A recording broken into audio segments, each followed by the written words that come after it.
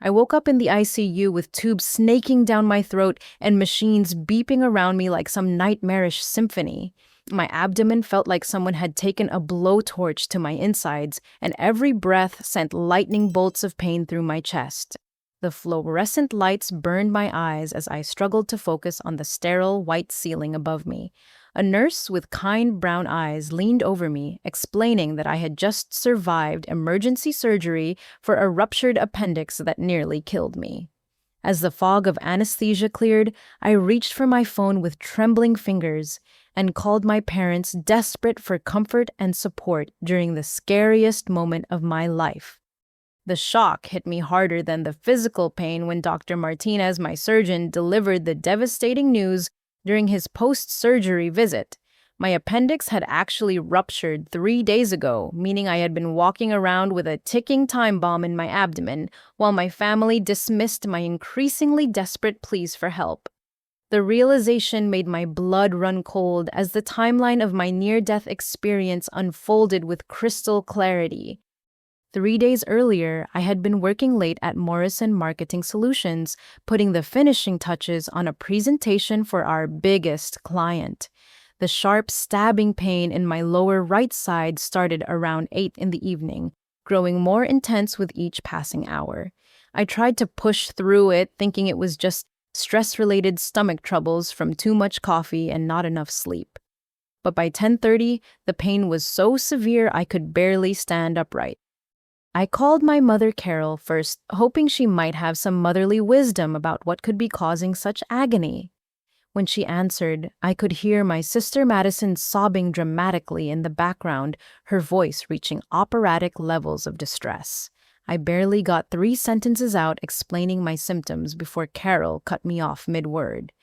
Laurel, honey, I really cannot deal with this right now," Carol said, her voice strained with exasperation. "Madison is having a complete breakdown about her apartment renovation timeline. The contractor moved her move-in date back 2 weeks, and she is absolutely inconsolable. Can we talk about your stomach thing tomorrow?" The line went dead before I could protest that this was not just a stomach thing. I sat in my car in the empty office parking lot, doubled over in pain, wondering if I was overreacting. Maybe it really was just stress. Maybe Madison's crisis was more important. Maybe I was being dramatic, just like Carol always said I was when I needed attention. I drove myself to the urgent care clinic on Maple Street, gripping the steering wheel so tightly my knuckles turned white. The young doctor there, Dr. Stevens, spent all of 5 minutes examining me before declaring I had food poisoning from something I ate earlier. He handed me a prescription for anti-nausea medication and told me to drink plenty of fluids and rest. I wanted to argue to insist that this felt different, more serious, but the authority in his voice made me second-guess my own body. The next 2 days were a blur of escalating agony. I could barely keep down water, let alone food. Sleep became impossible as waves of pain crashed over me every few minutes. I called in sick to work, something I had never done in my 3 years at the company. By the second day, I was desperate enough to call my father Robert, hoping he might take my condition more seriously than Mom had. "Dad, please," I whispered into the phone, my voice weak from dehydration and pain. "I think I need to go to the hospital. This is not normal food poisoning. Something is really wrong." Robert sighed heavily, and I could hear him rustling through papers in the background. "Laurel, sweetheart, I am absolutely swamped today. Madison needs me to drive her to 3 different Benjamin Moore stores to compare paint samples in natural lighting. Apparently, Seafoam Whisper looks completely different than Ocean Breeze under fluorescent lights versus sunlight, and this is causing her severe anxiety. You know how sensitive she is about these decisions. Can you just take some Pepto-Bismol and tough it out for 1 more day?" I wanted to scream that I was not asking him to cure cancer, just to drive me to the emergency room, but the words died in my throat. Madison's paint color emergency apparently took precedence over my potential medical emergency. I hung up and spent another sleepless night writhing in bed, occasionally vomiting bile since there was nothing left in my stomach. On the third day of Friday, I dragged myself to the office because our big client presentation was scheduled for that afternoon. I had spent weeks preparing the marketing strategy for Henderson Industries, and I could not let my team down no matter how awful I felt. I popped ibuprofen like candy and tried to power through. But halfway through my presentation, the world started spinning violently. I remember Sarah from accounting catching me as I collapsed her worried face, the last thing I saw before everything went black. The paramedics told me later that my blood pressure had dropped dangerously low and my heart rate was erratic. They rushed me straight into emergency surgery, where Dr. Martinez discovered that my appendix had not only ruptured, but had been leaking infection into my abdominal cavity for 72 hours. You were maybe 6 hours away from septic shock. Dr. Martinez explained, his expression grave. That could have been fatal. I am amazed you were still walking around, let alone working. The human body is remarkably resilient, but you pushed yours to the absolute limit. As I lay there processing this information, the full weight of my family's negligence settled over me like a suffocating blanket. I had nearly died because paint colors were more important than my life. The familiar ache in my chest had nothing to do with the surgical incisions, as memories of a lifetime spent in Madison's shadow came flooding back. Lying in that hospital bed, with nothing but time and pain medication to keep me company, I could no longer avoid confronting the pattern that had defined my entire relationship with my family.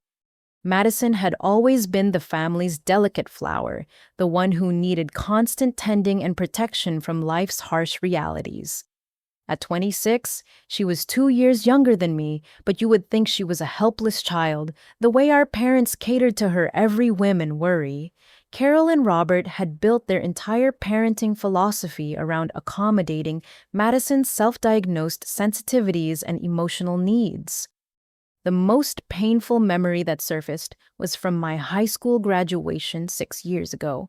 I had worked incredibly hard to graduate as valedictorian, maintaining a 4.0 GPA while working part-time at the local bookstore to save money for college.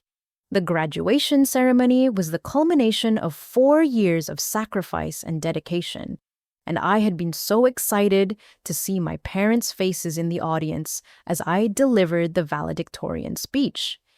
But that morning, Madison had locked herself in the bathroom, sobbing hysterically because her prom dress from the previous month no longer fit perfectly. She claimed she had gained 3 pounds and looked absolutely hideous in the powder blue gown that had cost our parents $800. What started as typical teenage insecurity escalated into a full-blown panic attack, complete with hyperventilation and chest pains. Carol had pounded on the bathroom door, pleading with Madison to open up, while Robert called their family doctor in a panic. I stood in my graduation cap and gown, watching my parents completely lose their minds over a dress-fitting issue, while my own milestone achievement became an afterthought. "Well, Laurel, honey, you understand, don't you?" Carol had said, barely glancing at me in my formal attire. "Madison is having a real medical emergency. We have to take her to the hospital to make sure she is not having a heart attack. You are so strong and independent. We know you will be fine without us there. Just have someone take pictures for us." I drove myself to graduation and sat in the front row with the other honor students, scanning the audience hopefully until the very last minute, thinking maybe they would still make it in time. They never came. I delivered my speech about perseverance and achieving dreams to a sea of strangers, while my parents sat in the emergency room with Madison, who miraculously recovered the moment a cute male nurse complimented her dress. That pattern repeated itself throughout my college years. When I graduated summa cum laude from State University with a degree in marketing, Madison chose that exact weekend to announce she was changing her major from psychology to art therapy to music education to undecided for the 4th time. The entire family dinner conversation revolved around Madison's academic identity crisis, while my achievement went unmentioned, except for a quick "Congratulations, dear" from Carol as she passed the mashed potatoes. When I landed my first real job at Morrison Marketing Solutions, a position I had competed for against 200 other candidates, Madison decided that same day to reveal she was considering dropping out of college entirely because her professors did not understand her creative vision. Robert spent 3 hours on the phone with Madison's academic advisor while I ate dinner alone, my job offer letter sitting unread on the kitchen counter. Even smaller moments were consistently overshadowed. When I saved up for 6 months to buy my first car, a used Honda Civic that represented true independence and responsibility, Madison threw a fit because the car was red, and she had decided red was her favorite color first. Carol actually suggested I return the car and choose a different color to avoid upsetting Madison's sense of personal identity. The pattern was always the same. Madison's minor inconveniences and manufactured crises took precedence over my genuine achievements and legitimate needs. If I ever tried to point out the imbalance, Carol would lecture me about being the strong one who did not need as much support and attention as my sensitive sister. Madison has always been more emotionally delicate, Robert would explain, as if this justified ignoring his other daughter completely. You have always been so capable and self-sufficient. We never worry about you because you always figure things out on your own. What they saw as strength and independence, I recognized now as abandonment and neglect. They had trained me to expect nothing from them while giving Madison everything she demanded. I had internalized their message so completely that I almost died rather than inconvenience them with my medical emergency. But as I lay in that ICU bed, something shifted inside me. The pain medication might have been clouding my judgment, or maybe nearly dying had given me a new perspective, but I felt a spark of anger that I had never allowed myself to feel before. For the first time in my 28 years, I was ready to stop being the strong, understanding daughter who never needed anything. The discovery that shattered what remained of my faith in my family came not through dramatic confrontation, but through the cold clinical documentation in my medical chart. While waiting for the nurse to bring my afternoon medications, I noticed the thick folder labeled Patient Emergency Contacts and Notifications sitting on the bedside table. Curiosity and perhaps some masochistic need to understand the full extent of my abandonment compelled me to read through the records. What I found there went beyond mere negligence into the realm of conscious, deliberate cruelty. According to the hospital's meticulously kept records, the emergency room staff had contacted my parents 6 hours and 14 minutes before my surgery began. The first call was made to Carol's cell phone at 9:47 on Friday morning, just moments after the paramedics had rushed me through the emergency room doors. The notation, written in the neat handwriting of Nurse Patricia Williams, read, "Mother notified of patient's critical condition and emergency surgery requirement. Advised to come immediately. Mother stated she would try to make it, but was dealing with family emergency involving other daughter." I read that line 3 times before the full meaning sank in. Try to make it. As if my emergency surgery was a casual social event that they might attend if nothing more interesting came up. The second call was made to Robert's office phone at 10:15. The record showed, "Father notified of patient's critical condition. Explained surgery was beginning within the hour due to ruptured appendix and risk of septic shock. Father asked if surgery could be delayed until afternoon as he was helping daughter with important errands. Informed father surgery could not be delayed without risk to patient's life. Father said he understood and would be there as soon as possible." As soon as possible. It had been 8 hours since that call and they still had not arrived.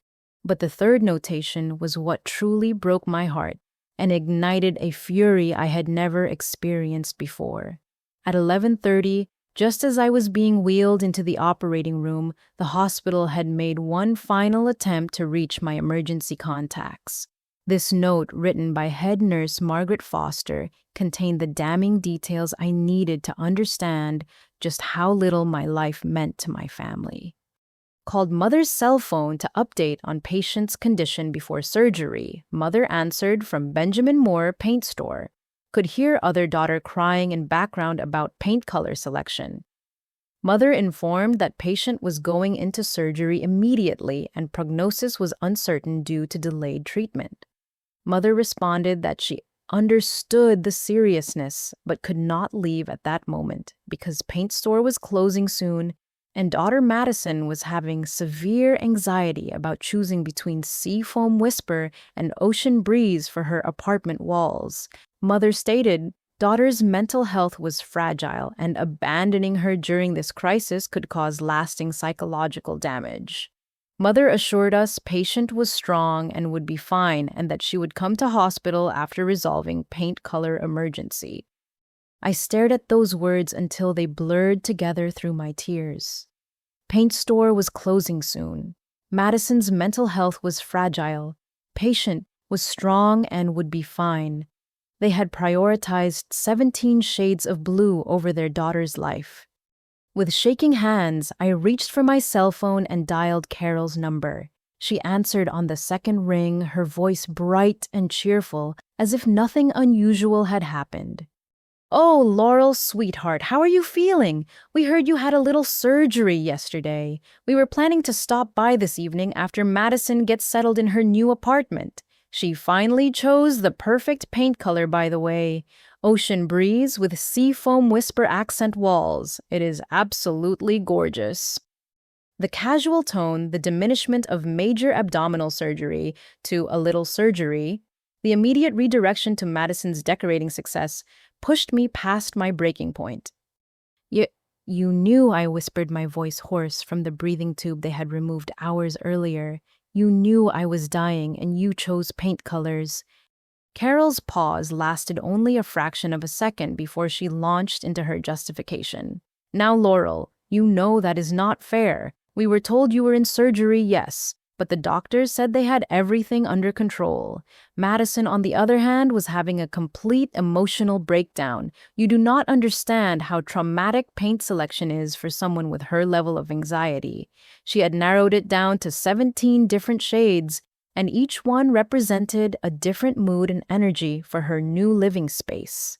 Making the wrong choice could have affected her mental health for years. "I could have died," I said, each word carefully enunciated despite the weakness in my voice. "But you did not die," Carol replied, her tone suggesting I was being overly dramatic. "You are fine now, and Madison successfully chose colors that will help her feel calm and centered in her new home. Everything worked out perfectly for everyone." The line went quiet as I processed the complete absence of remorse, concern, or even basic human empathy in her response. In that moment, I realized that no amount of explaining or pleading would ever make them understand what they had done to me. They would forever see Madison's paint color anxiety as a legitimate crisis and my brush with death as an inconvenience that resolved itself satisfactorily. I hung up without saying goodbye and immediately scrolled through my contacts to find a number I had hoped never to use in a family context. Diana Walsh had been my grandmother's estate lawyer and had become a friend over the years, but her expertise extended far beyond wills and trusts. It was time to call in professional help to deal with a family that had crossed the line from mere dysfunction into something much darker. Diana answered on the first ring. "Laurel, I was wondering when you would call. I have been waiting for this moment for quite some time." Diana's voice carried an undertone that suggested she knew far more about my family dynamics than I had ever realized, but before I could ask what she meant, I needed to arm myself with concrete evidence of Madison's manipulative patterns. Over the next 2 hours, while nurses monitored my recovery and brought me apple juice and crackers, I dove deep into research that painted a disturbing picture of systematic deception. The power of attorney documents. Madison had convinced me to sign 3 years ago when she was supposedly too depressed to handle her own affairs, gave me legal access to her medical records. At the time, she had claimed that managing her own healthcare was too overwhelming for her fragile mental state, and I had foolishly agreed to help coordinate her treatment. Now, those same documents became the key to unraveling years of elaborate fraud. Madison's medical history read like a masterclass in manipulation and attention-seeking behavior. Over the past 24 months alone, she had visited emergency rooms 37 times across 4 different hospital systems. The pattern was always identical dramatic arrival, with complaints of chest pain, difficulty breathing, or severe anxiety, followed by mysterious recovery the moment medical staff began their evaluation. At Mercy General, she had been seen 14 times for panic attacks that resolved within minutes of triage. The notes from Dr. Jennifer Liu showed increasing skepticism with each visit. Patient exhibits classic attention-seeking behavior. Vital signs normal. Symptoms appear to be performance rather than genuine medical distress. The final notation from Mercy General was particularly damning: patient banned from emergency services for non-emergency abuse of medical resources. Presbyterian Hospital had seen her 11 times for various cardiac events that turned out to be manufactured drama. Nurse practitioner Michael Rodriguez had documented his observations with clinical precision. Patient symptoms begin immediately upon arrival and cease when attention is withdrawn. Heart rate and blood pressure normal throughout alleged episodes. Recommend psychiatric evaluation for factitious disorder. But the most revealing discovery came from her psychiatric records. Madison had been seeing 4 different therapists simultaneously, none of whom knew about the others, each prescribing different medications for conditions that seemed to change based on what she felt like having that particular month. Dr. Amanda Foster's notes from their sessions 6 months ago contained the smoking gun I needed. My patient admits to creating dramatic situations when she feels family attention is focused elsewhere, Dr. Foster had written. States that her sister's professional success makes her feel invisible and unloved. Has developed elaborate scenarios designed to redirect family focus back to her needs. Shows no genuine remorse for manipulative behavior, instead viewing it as necessary survival strategy. Exhibits classic narcissistic personality traits with possible antisocial features. The next entry was even more damning.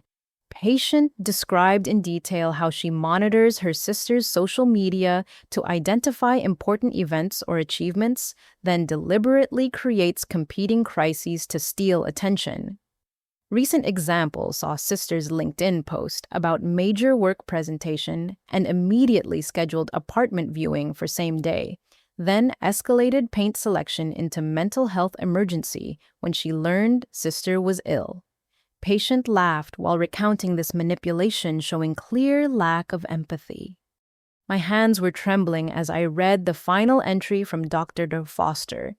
Patient has canceled all future appointments after I suggested she might benefit from taking responsibility for her actions rather than blaming others for her emotional reactions. She stated that she pays for therapy to validate her feelings, not to be criticized. Concerns about patients' potential for escalating manipulative behaviors if not addressed professionally. The pharmaceutical records told an equally disturbing story. Madison had been prescribed anxiety medications by 4 different doctors. Dr. Sarah Chen had given her Xanax for panic disorder. Dr. Michael Torres had prescribed Ativan for generalized anxiety. Dr. Lisa Park had written a prescription for Klonopin for social phobia, and Dr. Robert Kim had prescribed Lexapro for depression with anxiety features. None of these doctors knew about the others, which meant Madison was potentially taking 4 different psychiatric medications simultaneously without any medical supervision. The timing of her various crises revealed the calculating nature behind her seeming spontaneity. When I had received my promotion to Senior Marketing Coordinator 18 months ago, Madison had chosen that exact day to announce she was having suicidal thoughts and needed to be hospitalized for evaluation. The hospital records showed she was released after 6 hours when psychiatric staff determined she was not actually suicidal but was exhibiting manipulative, attention-seeking behavior. When I had started dating Kevin, my most serious relationship to date, Madison had suddenly developed mysterious food allergies that required extensive testing and dietary restrictions that made family dinners revolve entirely around her needs. The allergy tests all came back negative, but by then Kevin had grown tired of every social gathering becoming a medical drama featuring Madison. Most revealing was the pattern around holidays and special occasions. Every Christmas, Thanksgiving, Easter, and family birthday, Madison developed some form of medical emergency that required immediate attention and completely derailed any celebration that was not centered on her. Last Christmas, she had claimed to have food poisoning from Christmas Eve dinner and spent Christmas Day in the emergency room where doctors found absolutely nothing wrong with her. The paint color crisis that had cost me nearly my life was not random or spontaneous. According to her calendar app, which I could access through our shared family cloud account, Madison had seen my work presentation announcement on social media 3 days earlier and immediately scheduled her apartment viewing for the same day. Her Google search history showed she had researched how to create paint color anxiety and making decorating decisions feel overwhelming. She had deliberately orchestrated the entire situation to steal attention from my professional achievement, then escalated it into a life-threatening crisis when she learned I was actually sick. The manipulation was so calculated and cruel that it took my breath away. As I closed the laptop and leaned back against my hospital pillows, one final realization crystallized with perfect clarity. Madison was not mentally ill, anxious, or emotionally fragile. She was a master manipulator who had weaponized mental health terminology to justify years of psychological abuse directed at her own family, and my parents had enabled every single moment of it. The time for understanding and accommodation was over. It was time to call Diana back and find out exactly what she had been waiting for.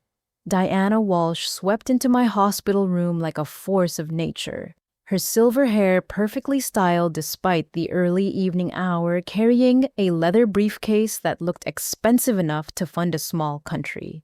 At 62, she commanded respect in every courtroom in the state, but more importantly, for my current situation, she had been my grandmother, Helen's closest friend and legal advisor for over 30 years. Before we discuss your current family crisis, Diana said, settling into the visitor's chair with the confidence of someone who owned every room she entered, "There is something your grandmother wanted you to know, something I have been waiting for the right moment to share." She opened her briefcase and withdrew a thick manila envelope sealed with red wax, the kind of formal presentation reserved for the most important legal documents. My name was written across the front in my grandmother's distinctive handwriting, the same elegant script that had addressed birthday cards and Christmas presents throughout my childhood. Helen changed her will 6 months before she passed away. Diana continued, her voice gentle but businesslike. She removed Madison completely and made you the sole beneficiary of her entire estate, which totals approximately $2.3 million in assets, including her house investments and life insurance policies. The words hit me like a physical blow, not because of the money, though that was certainly shocking, but because of what the decision represented.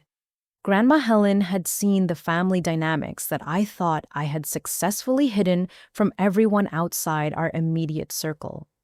Diana handed me a letter written in Helen's handwriting, sealed in a separate envelope marked, "To be read by Laurel when she is ready to fight back."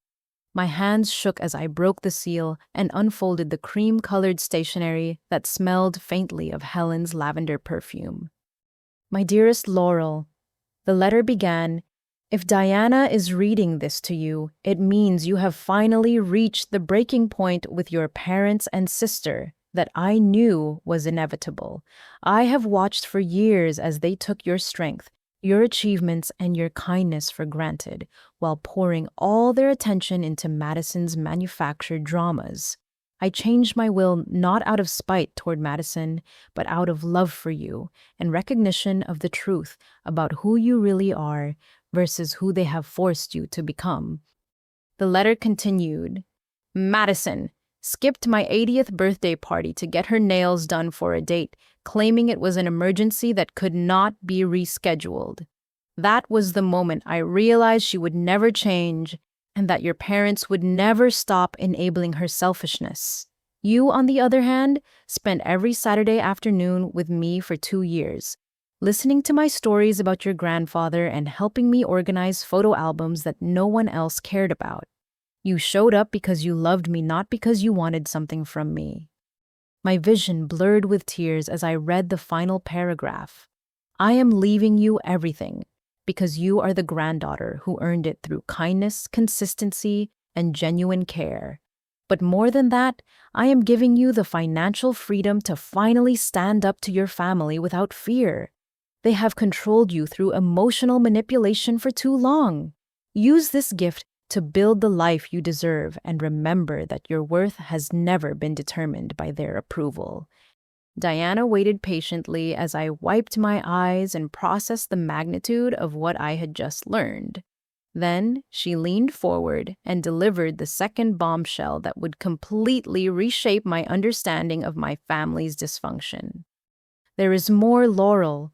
Helen suspected your parents were not just emotionally abusive, but financially dishonest as well. She hired a private investigator 6 months before her death to look into their business practices. What he found was extensive enough to warrant criminal charges. She pulled out a second folder, this one filled with bank statements, tax documents, and financial records that painted a picture of systematic fraud spanning several years. Your father has been embezzling from his accounting clients, skimming money from tax refunds and retirement account management fees. Your mother has been pocketing earnest money from failed real estate deals and charging personal expenses to client accounts. The documentation was overwhelming in its thoroughness. Robert had stolen over $43,000 from elderly clients who trusted him with their retirement funds. Carol had taken earnest money deposits totaling $37,000 from homebuyers whose deals fell through money that should have been returned, but instead funded Madison's expensive lifestyle and fake medical treatments. The private investigator Helen hired, Marcus Thompson, has been building a comprehensive case for the past 18 months, Diana explained. He documented every transaction, every stolen dollar, every fraudulent charge. We now have enough evidence to pursue both criminal charges and civil restitution. But the most infuriating discovery was the disparity in how they treated their daughters financially. While telling me that money was too tight to help with my student loans or health insurance premiums, they had spent over $80,000 in 2 years funding Madison's apartment deposits, fake medical bills, therapeutic shopping trips, and elaborate decorating projects. They bought Madison a $15,000 bedroom set last month while you were paying for your own car repairs. Diana noted, flipping through expense records. They have spent more on her fake medical emergencies than most families spend on real health care in a decade. The final revelation in Helen's estate planning was perhaps the most strategic.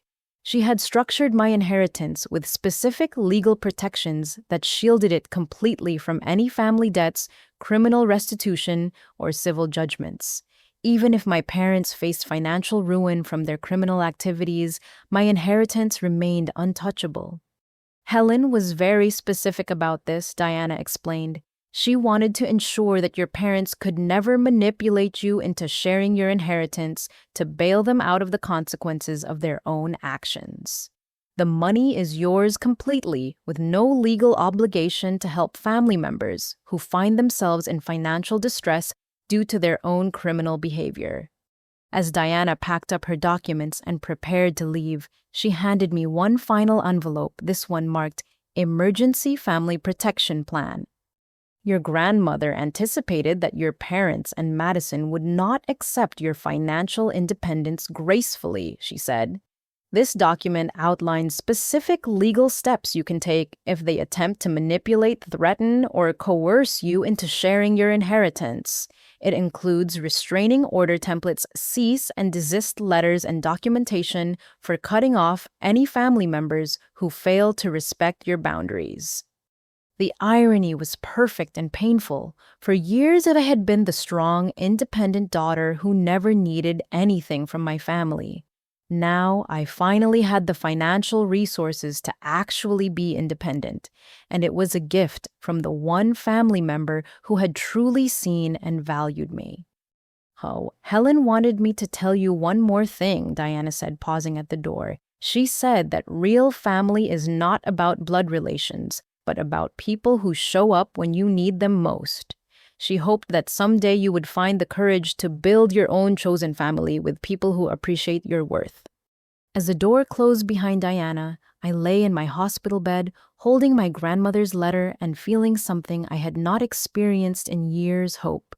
For the first time in my adult life, I had the power to fight back against the people who had spent decades taking advantage of my love and loyalty. The scared, abandoned girl who had nearly died alone was about to become a force they had never encountered before.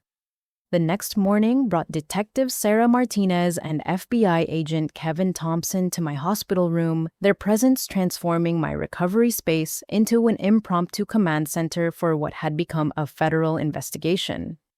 Diana had wasted no time in turning over Helen's private investigator files to the appropriate authorities, and the scope of my family's criminal activities was far more extensive than even she had initially realized. Ms. Sullivan, Detective Martinez began settling into the visitor's chair while Agent Thompson remained standing, notebook in hand. We need to walk you through what we have discovered about your family's financial activities over the past 5 years. I want to warn you that some of this information may be difficult to hear. The first revelation involved Robert's accounting practice, which served primarily elderly clients who trusted him with their life savings and retirement planning. The investigation had uncovered a sophisticated scheme where Robert would inflate tax preparation fees, skim money from client refunds, and charge fictitious portfolio management fees to accounts he was supposedly monitoring for free. Your father has stolen approximately $127,000 from 38 different clients, Agent Thompson explained, consulting his notes. Most of the victims are between 70 and 85 years old people who trusted him because he came recommended through their church or community organizations. The documentation showed that Robert had been particularly cruel in targeting widows and recent retirees who were already struggling financially. Mrs. Eleanor Patterson, an 82-year-old widow, had been charged $3,000 in fake emergency portfolio rebalancing fees during the month her husband died.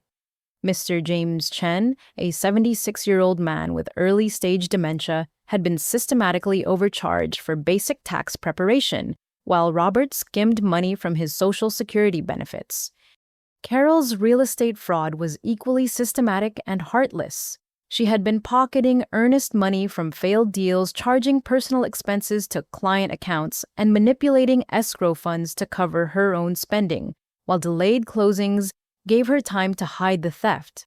Your mother stole $63,000 from home buyers over 3 years, Detective Martinez continued. She targeted first-time buyers who were already stressed about the purchasing process and were less likely to scrutinize every financial detail.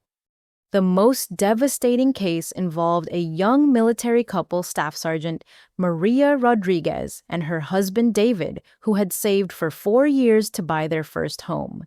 When their mortgage fell through due to last-minute military deployment orders, Carol was supposed to return their $8,000 earnest money deposit. Instead, she used it to pay for Madison's emergency room visits and apartment security deposits, leaving the young couple financially devastated.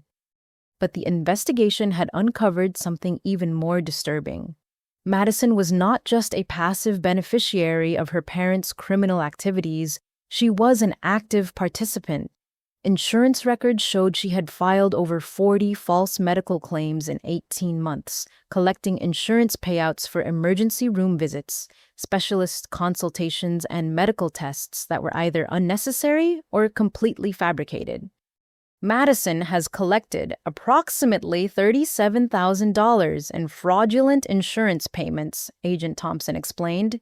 She has been working with a network of corrupt medical billing specialists who submit false claims to multiple insurance companies. Each fake emergency room visit nets her between $800 and $1,500 depending on the severity of symptoms she claims. The insurance fraud operation was sophisticated enough to involve identity theft and document forgery. Madison had been using fake names and social security numbers to create multiple insurance policies, then submitting claims for the same fake medical events across different companies to maximize her payouts. Diana arrived during the briefing with additional evidence that painted an even darker picture of the family's financial crimes. The private investigator obtained recordings of Madison bragging to friends about her insurance scam. She announced setting a small digital recorder on my bedside table. Madison's voice, bright and cheerful, filled the room as she described her criminal activities to someone named Ashley. It is so easy, honestly. I just show up at different emergency rooms with chest pains or breathing problems, act really dramatic until they do some tests, then mysteriously feel better once I have the documentation I need. Each visit is worth at least $1,000 if I play it right. My parents think I am actually sick, which is hilarious, and the insurance companies are too overwhelmed to investigate every claim. The recording continued with Madison describing how she had researched symptom presentations online to make her performances more convincing. You have to know exactly what to say to get them to take you seriously, but not seriously enough to actually admit you for observation. It is like acting, but with better pay. The final piece of evidence was perhaps the most damning email conversations between my parents and Madison, showing they were fully aware of her insurance fraud and were actively helping her coordinate the scheme. Robert had been helping her file false tax returns to hide the insurance payouts, while Carol had been using her real estate connections to help Madison establish fake addresses for insurance applications. This is not a case of parents enabling their daughter's mental health issues, Detective Martinez concluded. This is a family criminal enterprise that has been systematically stealing from vulnerable people for years.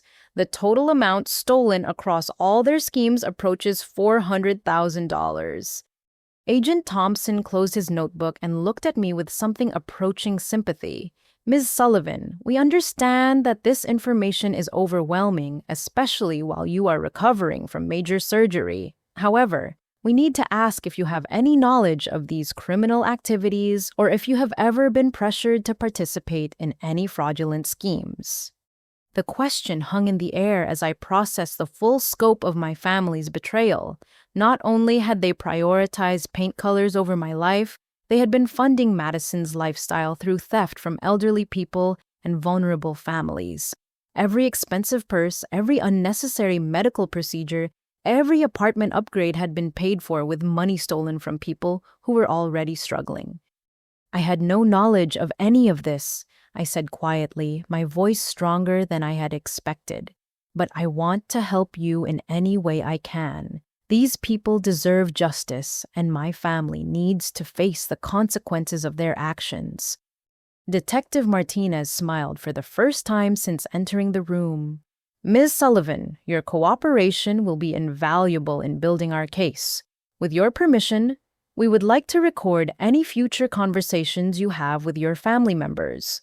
Sometimes the best evidence comes from suspects who do not realize they are being investigated. As the law enforcement officers prepared to leave, Agent Thompson handed me a business card and offered one final piece of information that would prove crucial in the days ahead.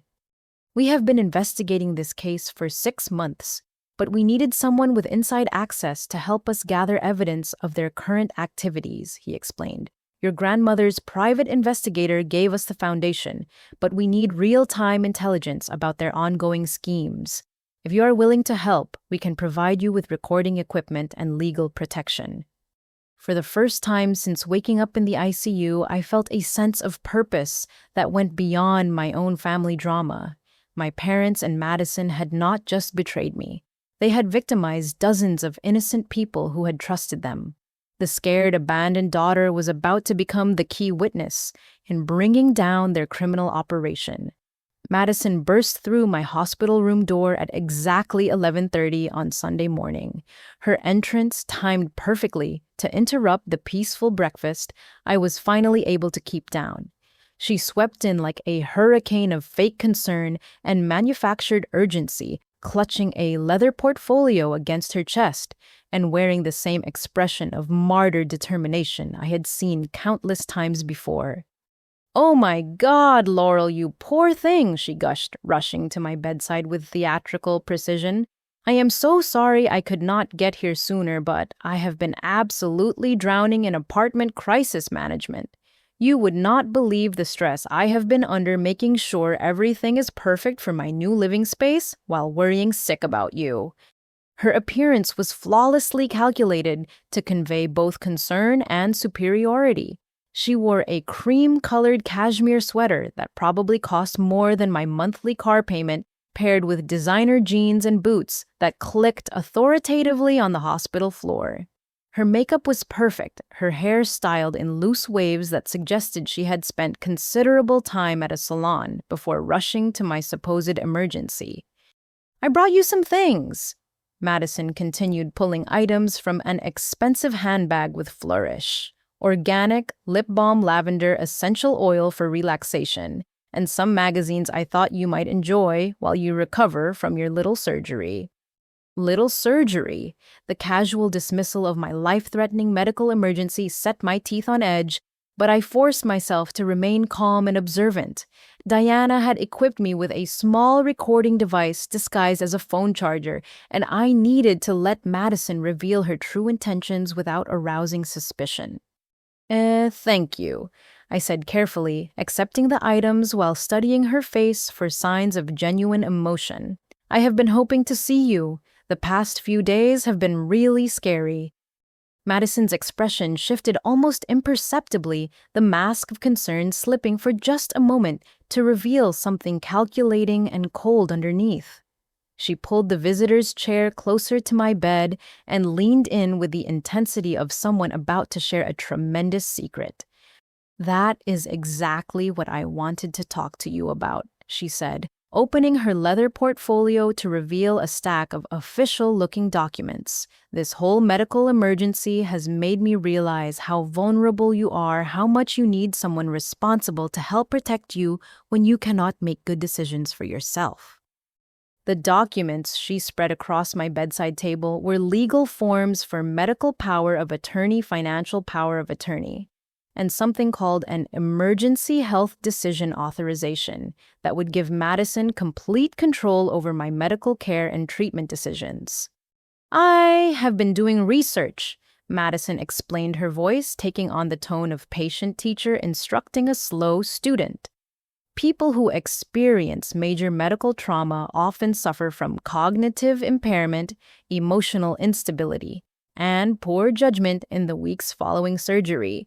You should not be making important decisions right now while your brain is still affected by anesthesia and pain medication. She pointed to specific sections of the documents, highlighting clauses that would give her authority to approve or reject medical treatments, access my insurance information, and manage my financial accounts if I was deemed temporarily incapacitated. The doctors told me that appendix surgery can sometimes cause complications that affect mental clarity. Madison continued, her lies flowing with practiced smoothness. They recommended that someone in the family be prepared to step in if you start showing signs of confusion or poor decision-making. I bit my tongue to keep from laughing at the audacity of her manipulation. No doctor had said any such thing, and Madison knew it. But she was counting on my post-surgical weakness and emotional vulnerability to make me compliant with her demands. I have already talked to Mom and Dad about this, she added, producing her phone to show me a text conversation. They agree that I am the logical choice to handle your affairs temporarily since I have experience managing complex medical situations and financial responsibilities. The text messages she showed me were damning in their casual cruelty. Carol had written, "Madison is so responsible and organized. She would be perfect for handling Laurel's situation." Robert had added, "Laurel has always been too independent for her own good. Maybe this will teach her to accept family help." "The best part is that this arrangement would take all the stress off you," Madison said, her voice dripping with fake sympathy. "You would not have to worry about medical bills, insurance claims, work communications, or any of the complicated adult responsibilities that might overwhelm you while you are recovering. I would handle everything until you are completely back to normal." She pulled out a pen and placed it next to the documents with expectant confidence. "All you have to do is sign these forms, and I will take care of everything else. Think of it as a gift from your sister who loves you and wants to protect you during your time of need." The manipulation was so brazen, so perfectly calculated to exploit my vulnerable state that I felt a surge of admiration for her skill, even as I recognized the danger she represented. Madison had not come to the hospital out of concern for my health. She had come to take legal control over my life while I was too weak to resist effectively. But what she did not know was that I was no longer the compliant sister who had spent years accommodating her demands. I had learned about my inheritance, my family's criminal activities, and most importantly, I had found my own strength in the aftermath of nearly dying alone. "This is really thoughtful of you," I said, keeping my voice weak and grateful while my mind raced with possibilities. "But I am feeling pretty foggy right now from all the medication. Could you explain exactly what authority these documents would give you? I want to make sure I understand what I am signing." Madison's eyes lit up with greedy anticipation, mistaking my questions for compliance rather than the careful evidence gathering they actually represented. She was about to reveal far more about her intentions than she realized, and every word would be recorded for the federal investigators who were building their case against my criminal family. Madison's excitement grew as she began explaining the full scope of control the documents would give her, her voice becoming increasingly animated as she detailed each clause that would strip away my independence. She clearly believed she was moments away from achieving total authority over my life, and her guard dropped completely as greed overtook caution. "The medical power of attorney means I can make all your healthcare decisions." She began pointing to specific sections with barely contained enthusiasm. "I can approve or reject treatments, choose your doctors, even decide if you need to be admitted to different facilities for extended care. If I think you are not recovering properly, I can have you transferred to a long-term rehabilitation center until I am satisfied with your progress." The threat was clear. If I resisted her control in any way, she could have me institutionalized under the guise of medical necessity. The financial power of attorney was equally comprehensive and terrifying. "This section gives me complete access to your bank accounts, investment portfolios, and insurance policies." Madison continued her finger tracing the legal language with obvious satisfaction. "I can pay your bills, manage your savings, and make financial decisions on your behalf. Since you will not be working while you recover, someone needs to handle your money responsibly." But it was the third document that revealed the true scope of her ambitions. The Emergency Health Decision Authorization was not a standard legal form, but something she had clearly had drafted specifically for this situation. "This one is the most important," Madison explained, barely able to contain her excitement. "It gives me authority to determine when you are competent to resume control of your own affairs. Essentially, I get to decide when you are mentally and emotionally stable enough to make your own decisions again." The implications were staggering. If I signed these documents, Madison could legally control every aspect of my life, indefinitely claiming I was not yet recovered enough to handle my own responsibilities. She could access my inheritance, make my medical decisions, and potentially keep me under her legal control for years. How long would this arrangement typically last? I asked, maintaining my facade of confused vulnerability while the recording device captured every word of her planned takeover. Oh, that really depends on your individual recovery process, Madison replied, her tone suggesting she had given this considerable thought.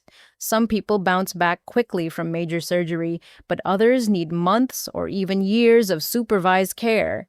I have been reading about cases where family members had to maintain guardianship for extended periods because the patient never fully regained their pre-surgery cognitive abilities. She leaned closer, her voice dropping to what she probably thought was a caring whisper. Between you and me, Laurel, I think this arrangement might actually be beneficial for you long term. You have always been too independent for your own good, taking on responsibilities and stresses that you do not really need to handle alone. This would give you permission to relax and let someone else take care of the difficult decisions. The patronizing tone was infuriating, but I forced myself to ask the question that would expose her ultimate motivation. What about my work situation? I have some important projects that need attention. Madison's eyes gleamed with satisfaction as she revealed the next phase of her plan. I have already called your office and explained that you will be taking extended medical leave due to surgery complications. I told them that your recovery timeline is uncertain and that they should not expect you back for at least 6 months, possibly longer. My blood ran cold as the full scope of her manipulation became clear. She had already begun dismantling my professional life without my knowledge or consent, creating a narrative of extended incapacitation that would justify keeping me under her control indefinitely. 6 months. I repeated, my voice carefully modulated to sound confused rather than furious.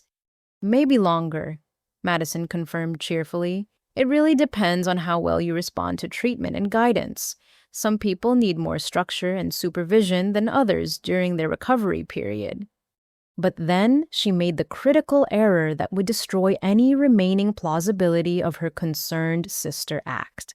In her eagerness to secure my compliance, she revealed knowledge she should not have possessed. Besides, Madison said, leaning back in her chair with smug confidence, it is not like you really need to worry about money right now. I know about Grandma Helen's will, Laurel. I know she left you everything, which frankly was a senile and unfair decision. But we can work together to make sure those resources are managed responsibly. The words hung in the air like a confession of guilt. Madison had not come to help me recover from surgery. She had come to steal my inheritance while I was too weak to stop her.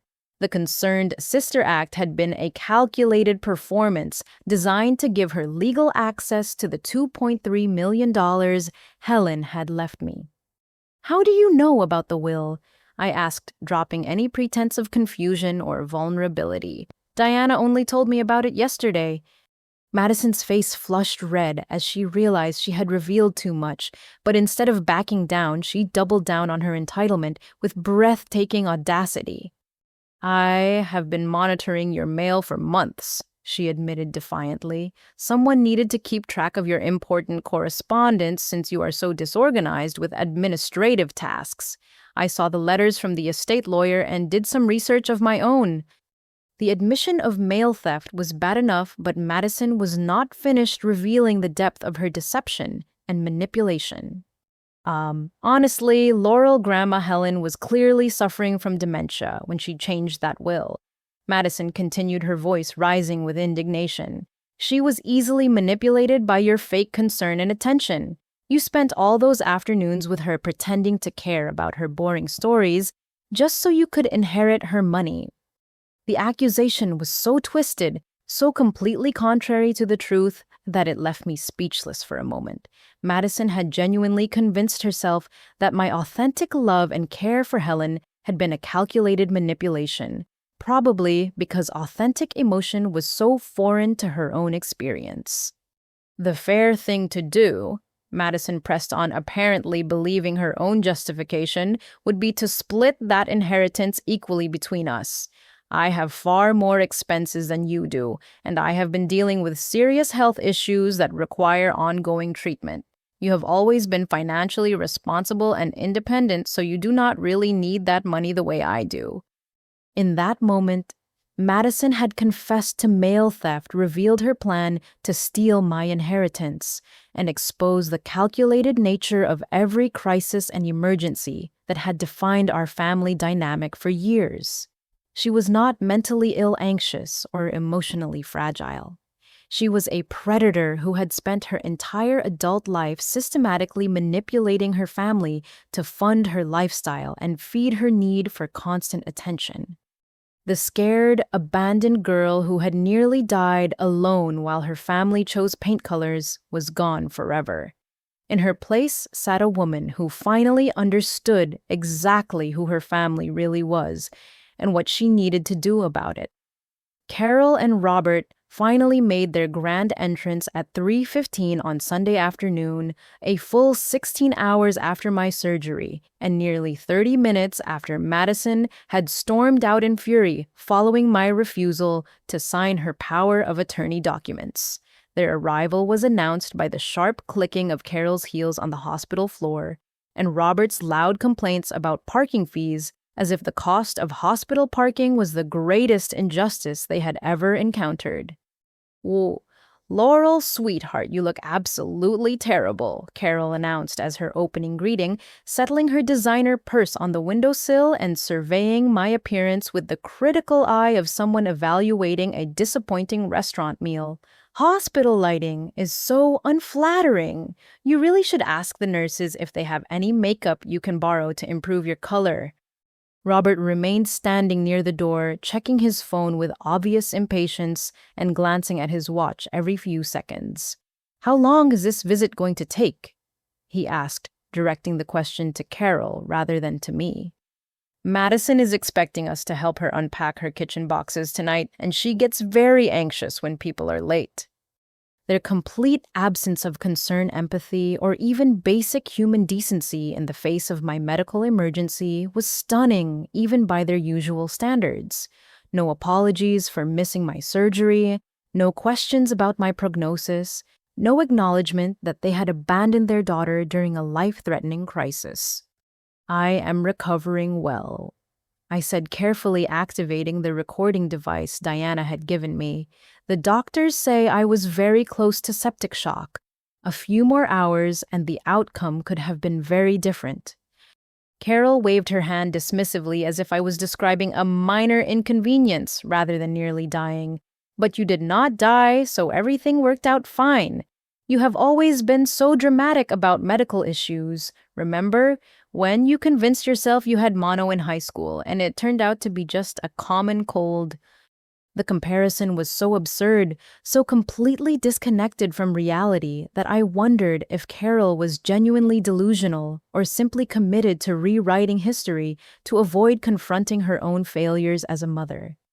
Robert finally looked up from his phone, his expression suggesting he was doing me an enormous favor by granting me a few moments of his attention. "Madison told us you are being difficult about some important paperwork she brought you," he said, his tone carrying the same authority he used with clients who questioned his billing practices.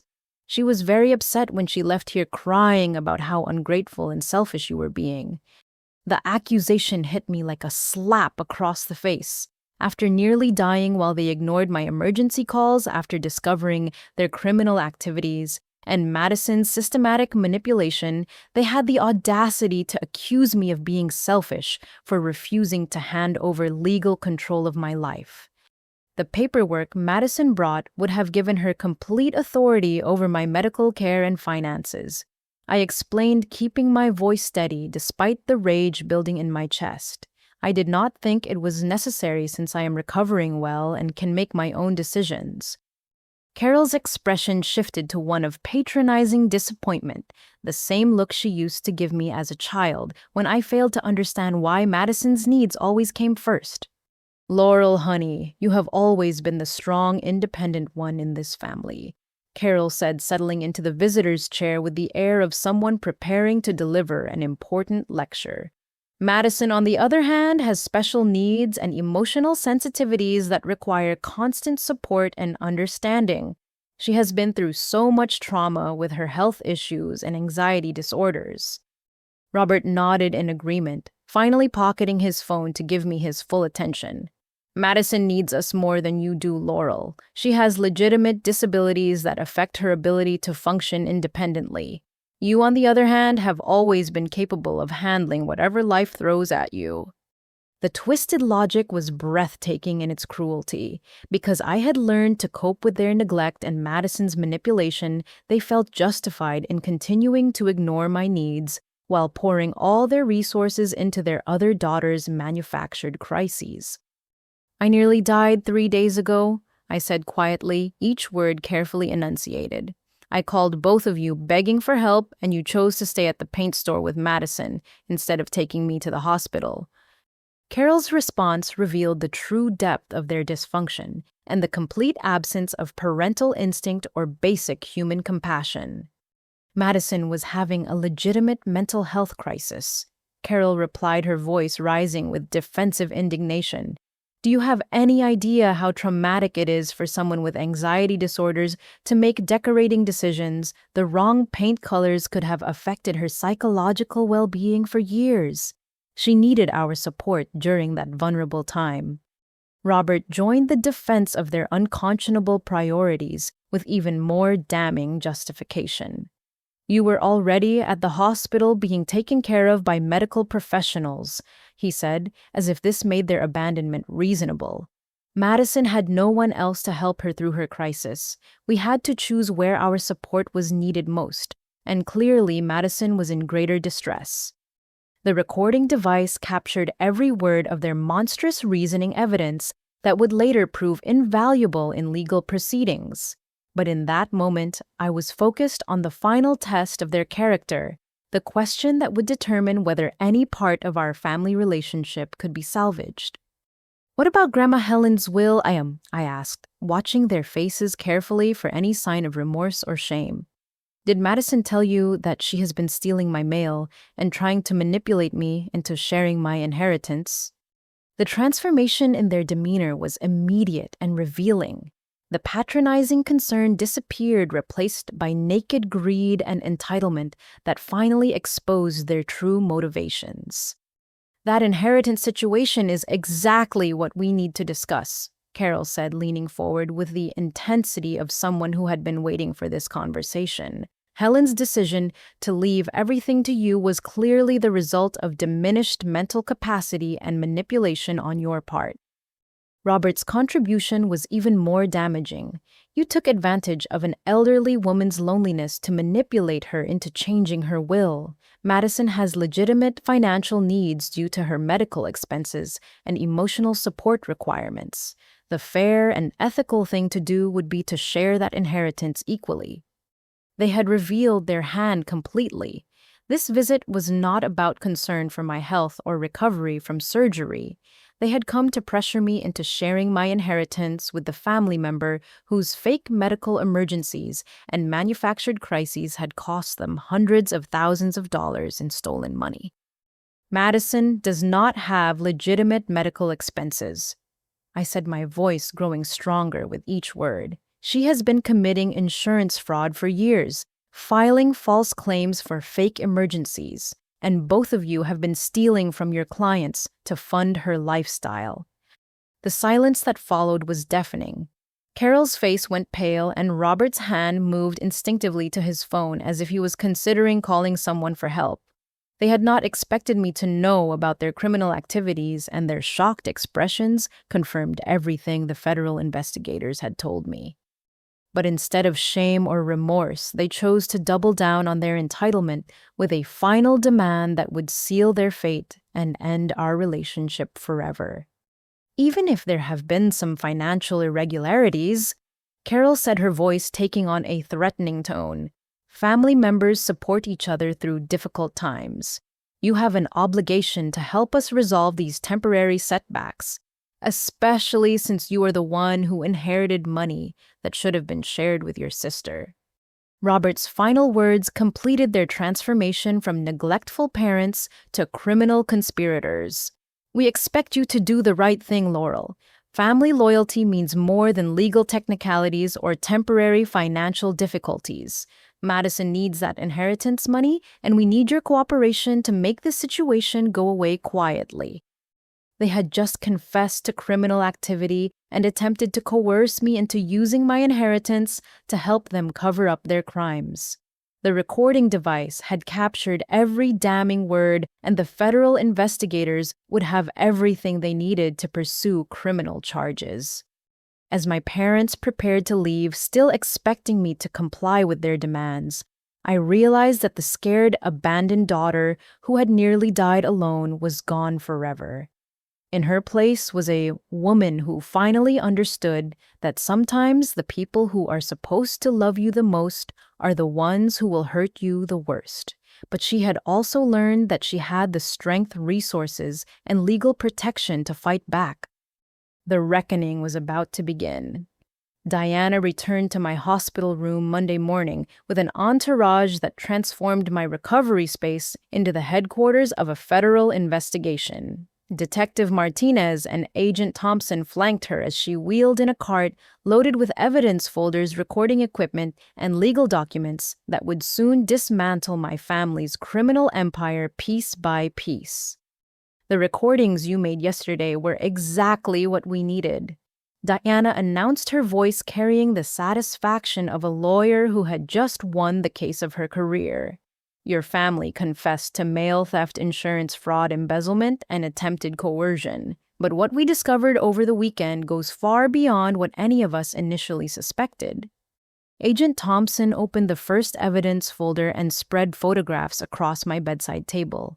Bank statements, forged documents, and surveillance photos painted a picture of criminal activity that had been escalating for years, while I remained completely unaware of the scope of their deception.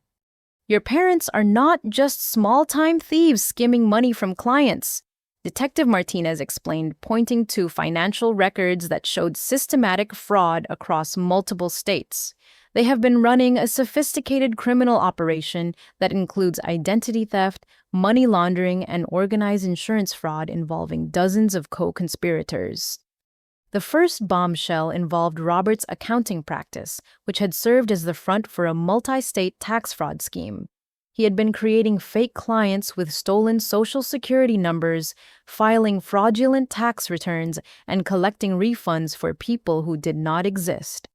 The IRS investigation had uncovered over 200 fake returns filed across 5 states, generating illegal income of nearly $800,000 over 4 years.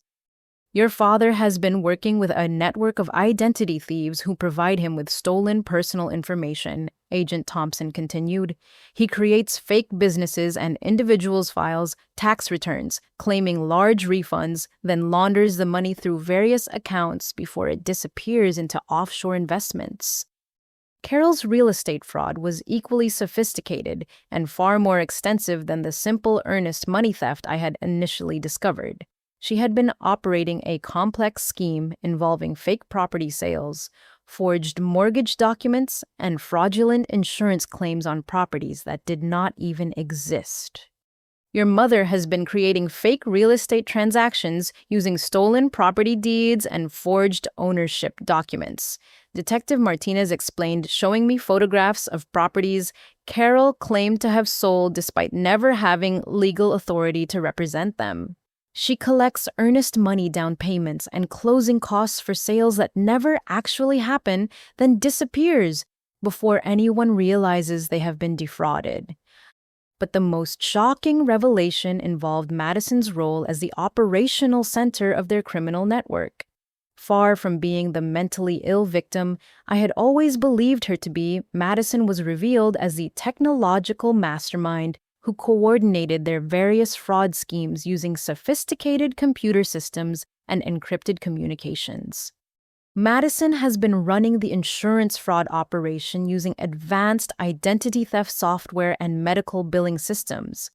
Agent Thompson revealed opening a laptop that showed screenshots of Madison's computer activities. She has created over 40 fake identities each, with complete medical histories and insurance policies. She submits false claims across multiple insurance companies, simultaneously maximizing payouts while minimizing the risk of detection. The evidence folders contained printouts of Madison's communications with other criminals, revealing a network of corrupt medical professionals, fake billing companies, and identity theft specialists who worked together to defraud insurance companies, government programs, and individual victims across the country. But Diana saved the most devastating revelation for last producing a folder marked Helen Walsh Estate Investigation that contained evidence of something I had never imagined possible. Your grandmother Helen hired a private investigator not just to document your family's current criminal activities. Diana announced, her voice heavy with emotion, but because she suspected they had been poisoning her to accelerate her death and gain access to her estate. The medical records Diana showed me were horrifying in their implications. Helen's regular doctor had noted sudden and unexplained health declines that coincided exactly with family visits. Blood tests showed elevated levels of medications that Helen was not prescribed, and her pharmacy records revealed that someone had been filling prescriptions in her name for drugs she did not need. The private investigator installed hidden cameras in Helen's house after she reported feeling confused and sick following family dinners. Detective Martinez explained producing a tablet with video files. The footage shows Madison systematically adding medications to Helen's food and drinks during every visit for the final 6 months of her life. My hands shook as I watched video evidence of Madison carefully measuring pills into Helen's coffee, adding liquid medications to her soup, and even injecting something into Helen's insulin supply while Robert and Carol distracted her with conversation in another room. Your sister was slowly killing your grandmother with a combination of heart medications, diabetes drugs, and psychiatric medications that created the appearance of natural age-related decline. Agent Thompson continued. The goal was to make Helen appear mentally incompetent so they could challenge her will changes while simultaneously accelerating her death to gain faster access to her estate. The final piece of evidence was a recording Helen had made secretly during one of their visits, her voice weak but determined as she documented what she suspected was happening to her. If something happens to me, Helen's recorded voice filled the hospital room. I want everyone to know that I am being murdered slowly by my own family. Madison has been putting things in my food making me sick and confused. Robert and Carol know what she is doing, but they are helping because they want my money. I changed my will to protect Laurel because she is the only one who truly loves me, and I am afraid they will kill me to get to my inheritance. The recording was dated just 2 weeks before Helen's death, and medical evidence confirmed that she died from a heart attack caused by a dangerous combination of medications that should never have been taken together. Your family did not just steal money from strangers, Diana said quietly. They murdered your grandmother for her estate, then attempted to manipulate you into sharing the inheritance they killed her to obtain. The room fell silent as the full scope of their evil became clear. These were not just neglectful parents who had failed to support me during a medical emergency. They were murderers who had killed the one family member who truly loved me, then tried to steal the inheritance she had left me as protection against their manipulation. But Agent Thompson had one final revelation that would complete my understanding of how thoroughly I had been betrayed by the people who were supposed to love me most. Madison has been documenting your activities for years, gathering information that she planned to use to have you declared mentally incompetent so she could gain control of your inheritance. he explained, showing me folders filled with photographs, recorded conversations, and detailed notes about my daily life. She has been building a case to prove you are unsuitable to manage your own affairs, using fabricated evidence of mental instability and poor judgment. The investigation had uncovered years of systematic stalking, including hidden cameras in my apartment, tracking devices on my car, and intercepted communications with my employer's friends and romantic interests. Madison had been destroying my relationships and sabotaging my career opportunities while gathering ammunition to use against me in legal proceedings. As the law enforcement officers prepared to execute arrest warrants, Diana handed me a final document that would give me the power to fight back against the people who had spent years victimizing me and countless other innocent people. Your grandmother's will includes a provision for exactly this situation, Diana explained. If any family member is found guilty of criminal activity related to the estate or attempts to manipulate you through illegal means, you are authorized to pursue civil and criminal charges using estate funds. Helen wanted to make sure you had the resources to seek justice, not just for yourself, but for all their victims. The scared, abandoned girl who had nearly died alone was gone forever. In her place was a woman with the financial resources, legal authority, and moral obligation to bring down a criminal organization that had been masquerading as her family for decades. Justice was not just coming, it was here. The arrests began at exactly 6:30 Tuesday morning with a coordinated operation that would later be described by Agent Thompson as one of the most satisfying raids of his career. Robert was taken into custody at his office. While shredding financial documents, Carol was arrested at a coffee shop where she was meeting with another real estate fraud victim, and Madison was apprehended at her new apartment, while attempting to destroy computer equipment containing evidence of her crimes. But by 10:15 that morning, all three had been released on bail, funded by emergency loans against property they had purchased with stolen money, and they arrived at my hospital room in a state of desperation that made them more dangerous than I had ever seen them before.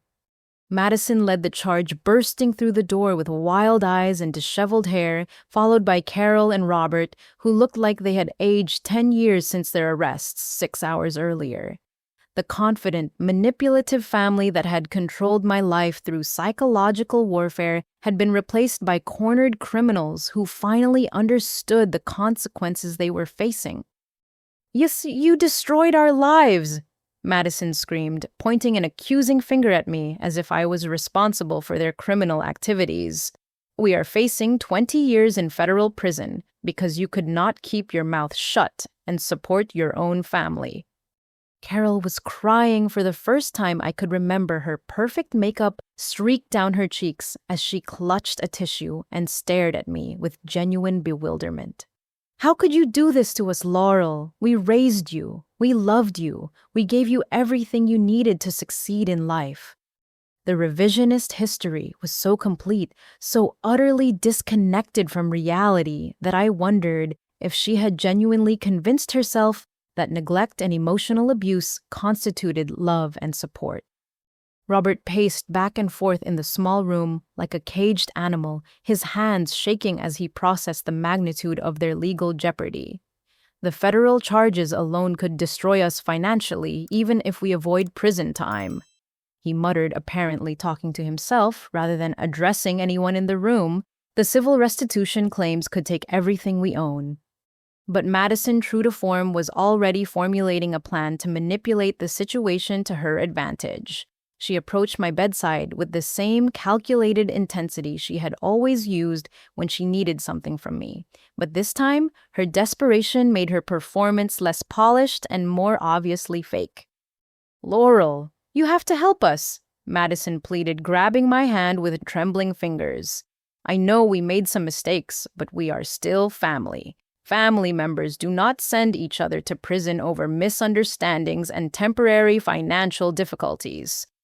The attempt to reframe murder fraud and identity theft as mistakes and temporary financial difficulties was so audacious that I almost laughed. But Madison was not finished with her performance. "Oh, besides, I have serious health issues."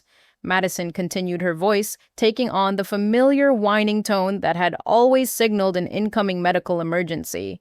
"The stress of criminal prosecution could literally kill me. My heart cannot handle this kind of pressure." As if summoned by some invisible cue, Madison suddenly clutched her chest and began hyperventilating dramatically. "I think I am having a heart attack," she gasped, staggering backward and grabbing the wall for support. "The stress is too much. I cannot breathe." Carol immediately rushed to Madison's side, her maternal instincts kicking in despite the absurdity of the performance. "Someone call a doctor," Carol shouted, supporting Madison as she slumped against the wall with theatrical precision. "My daughter is having a cardiac emergency." But Robert, perhaps, sensing that their usual manipulation tactics were not going to work in a medical environment with trained professionals, tried a different approach that revealed the true desperation of their situation. Maybe we can work out some kind of deal," Robert suggested, his voice taking on the wheeling tone he used with clients who questioned his bills. "You dropped the criminal charges and refused to cooperate with the federal investigation. And we will split Helen's inheritance equally between you and Madison. Everyone wins, and we can put this whole unfortunate situation behind us." The proposed bribery was so blatantly illegal that I wondered if he had completely lost touch with reality, or if desperation had driven him beyond rational thought. Madison's fake heart attack escalated when she realized her performance was not generating the expected response from the medical staff. Nurse Patricia Williams had entered the room during Madison's dramatic collapse, but instead of calling for emergency assistance, she was watching the performance with obvious skepticism and barely concealed amusement. "I need immediate medical attention," Madison declared, now lying on the floor and clutching her chest while breathing rapidly.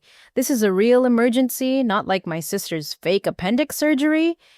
The accusation that my life-threatening medical emergency had been fake while her obvious performance was real demonstrated a level of psychological disconnect that bordered on delusional.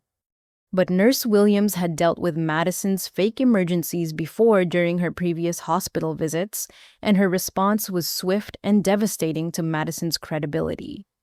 "Security, to room 417, Nurse Williams said calmly into her radio. "We have a disruptive visitor attempting to fake a medical emergency.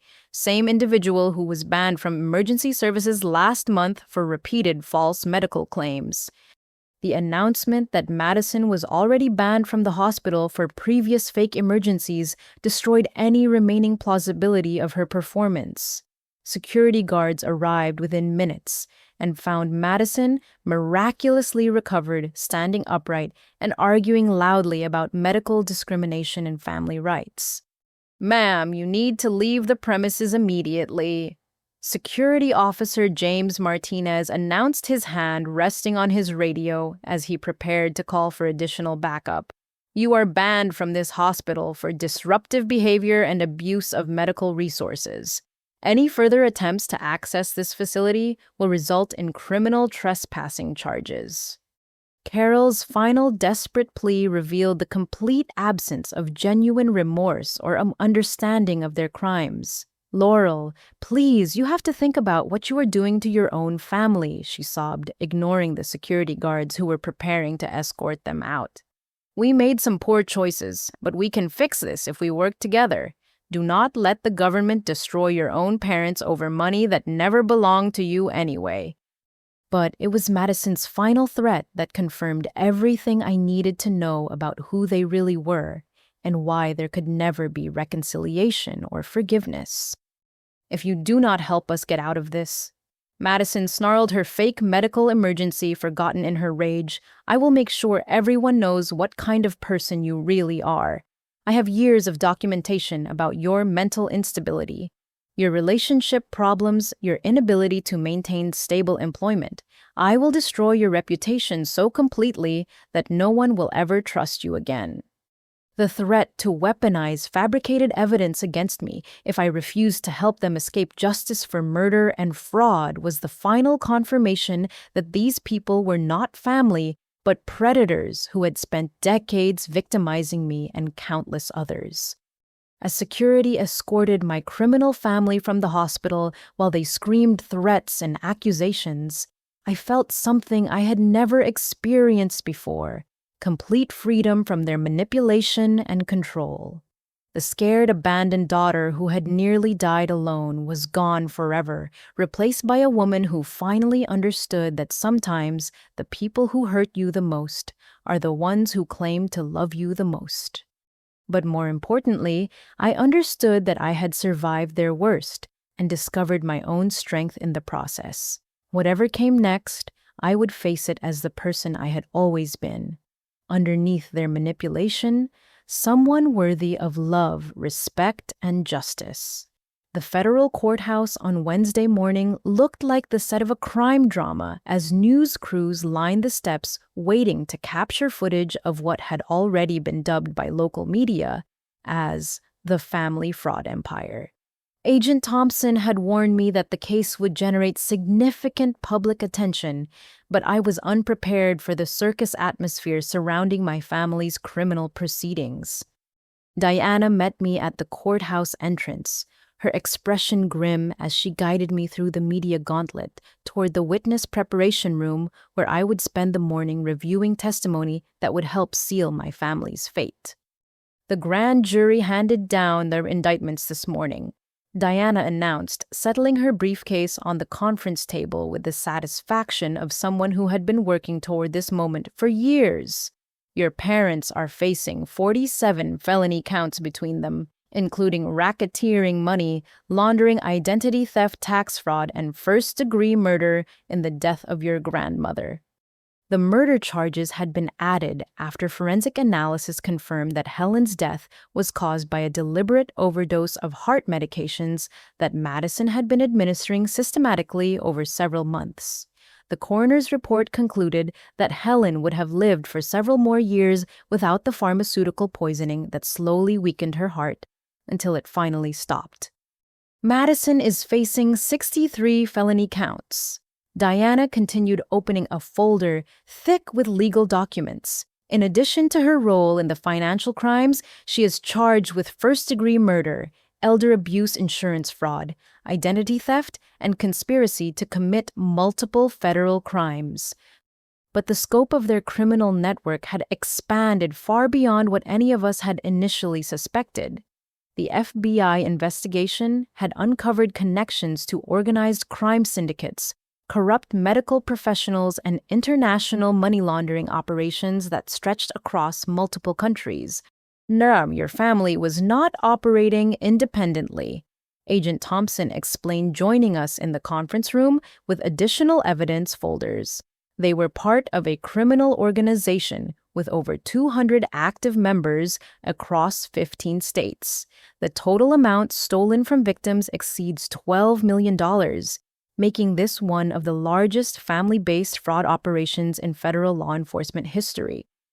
The victim impact statements painted a heartbreaking picture of the human cost of my family's crimes. Elderly retirees had lost their life savings to Robert's tax fraud schemes. Young families had been left homeless after Carol's real estate scams. Cancer patients had been denied legitimate insurance coverage because Madison's false claims had triggered investigations that delayed their treatments. Mrs. Eleanor Patterson, the 82-year-old widow Robert had targeted during her husband's death, had been forced to sell her home and move in with relatives after losing $67,000 in retirement funds. Staff Sergeant Mariah Rodriguez and her husband had been unable to buy their first home after losing their down payment to Carol's earnest money theft, forcing them to continue living in base housing with their 2 young children.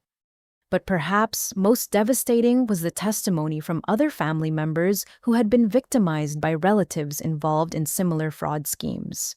The federal investigation had uncovered a pattern of families who used love and trust as weapons to exploit their most vulnerable members. Your case has become the template for prosecuting family-based financial abuse. Diana explained, showing me letters from law enforcement agencies across the country requesting copies of our evidence and legal strategies. The psychological manipulation techniques your family used are being studied by criminal behavior experts as examples of how abusers use family relationships to maintain control over their victims. The civil restitution proceedings would strip my parents of every asset they had acquired through their criminal activities. Their house, cars, investment accounts, and business properties would be liquidated to compensate their victims. The federal judge had also authorized the seizure of any gifts or payments they had made to Madison, including her apartment furniture and expensive clothing purchases. They will be left with absolutely nothing, Diana noted with obvious satisfaction. Everything they own was purchased with stolen money, so everything will be taken to compensate their victims. But the most significant development was the cooperation agreement that had been offered to family members willing to testify against the criminal organization. Several of their co-conspirators had already agreed to provide evidence in exchange for reduced sentences, revealing details about the scope and organization of their fraud network. Your testimony will be crucial in securing convictions, Agent Thompson explained, handing me a folder containing my witness preparation materials. But more importantly, your cooperation will help us dismantle an entire criminal network that has been operating for over a decade.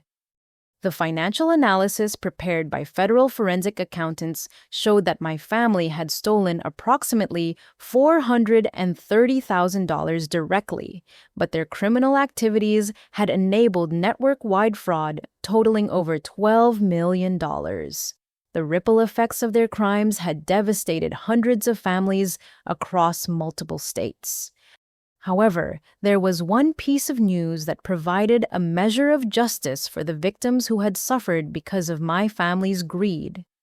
The federal government had established a victim compensation fund using assets seized from the criminal organization, including properties, vehicles, and investment accounts that had been purchased with stolen money.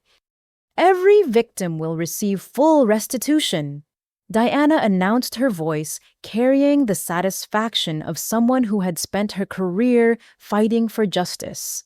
The federal seizure laws allow us to take everything the criminals own and return it to the people they victimized. But perhaps the most meaningful development was the legislative impact of the case. Congressional representatives had introduced new federal laws strengthening protections for elder abuse victims and expanding penalties for family-based financial crimes. Helen's Law, named after my grandmother, would create federal criminal penalties specifically for family members who financially abuse elderly relatives. The legislation had bipartisan support and was expected to pass within months, creating a lasting legacy that would protect future victims from the kind of abuse my family had perpetrated. As I prepared to testify before the grand jury, Diana handed me one final document that completed my understanding of how thoroughly justice would be served in this case. The federal judge has approved a permanent restraining order preventing any member of your family from contacting you, approaching your residence or workplace, or attempting to communicate with you through third parties, she explained. Violation of this order will result in immediate arrest and additional federal charges. For the first time in my adult life, I was completely free from their manipulation and control. The scared, abandoned daughter who had nearly died alone had become a federal witness whose testimony would help dismantle a criminal organization and protect countless future victims from similar abuse. But more importantly, I had discovered that survival was not just about enduring abuse, but about finding the strength to fight back and seek justice. The girl who had spent years accommodating their demands was gone forever, replaced by a woman who understood her own worth and had the power to protect herself and others from predators who used love as a weapon. Standing in the marble foyer of the federal courthouse after delivering my testimony, I felt a sense of closure and purpose that had been building since the moment I woke up in that ICU bed. The grand jury had deliberated for less than 2 hours before returning indictments against my entire family, but more importantly, I had finally found my voice and used it to seek justice, not just for myself, but for all their victims. Diana waited for me outside the courtroom, her expression reflecting the satisfaction of someone who had spent months preparing for this moment. But as we walked toward the courthouse exit, she stopped at a quiet alcove and handed me an envelope that would change the trajectory of my life in ways I had never imagined possible. This is from the Federal Victims' Rights Office. Diana explained, her voice carrying an undertone of excitement. They want to offer you a position as a federal consultant helping other victims of family-based financial abuse navigate the legal system and recover from psychological manipulation. The job offer was comprehensive and meaningful in ways that went far beyond financial compensation. I would work with law enforcement agencies across the country, helping them identify patterns of family abuse and develop strategies for supporting victims who were often too psychologically damaged to advocate for themselves. Your case has become the gold standard for prosecuting these types of crimes. Diana continued, opening the envelope to show me official letterhead from the Department of Justice. They want you to help train federal agents, develop victim support protocols, and testify in other cases involving similar criminal networks. But even more meaningful than the professional opportunity was the personal journey that had brought me to this moment. The scared, abandoned daughter who had nearly died alone had discovered not just her own strength, but her capacity to help others find theirs as well. I want to accept the position, I said, my voice steady with conviction I had never felt before, but first I want to establish the foundation that Grandma Helen envisioned. Over the next hour, as we sat in Diana's law office, reviewing foundation documents and organizational strategies, the scope of what we could accomplish became clear. Helen's inheritance would fund a comprehensive support system for victims of family-based financial abuse, providing legal representation, counseling services, and emergency financial assistance for people who had been victimized by their own relatives. The Helen Walsh Foundation for Family Financial Abuse Victims will be the first organization of its kind. Diana explained, spreading architectural plans across her conference table. We will have deep offices in 12 cities initially, with plans to expand nationally as funding and demand require. The foundation would offer services that had never been available before for victims of family abuse, safe housing for people fleeing financially, abusive relatives, legal representation for complex family court proceedings, counseling services specifically designed for victims of psychological manipulation, and emergency financial assistance for people who had been left destitute by their own families. But perhaps most importantly, the foundation would provide something that I had never had during my years of abuse validation: that family-based financial abuse was a real crime with devastating psychological consequences, not just a family dispute that victims should resolve privately. We estimate that family-based financial abuse affects over 2 million Americans annually. Diana continued, showing me research studies that had been conducted using data from my family's case. Most victims never report the crimes because they feel guilty about seeking justice against their own relatives.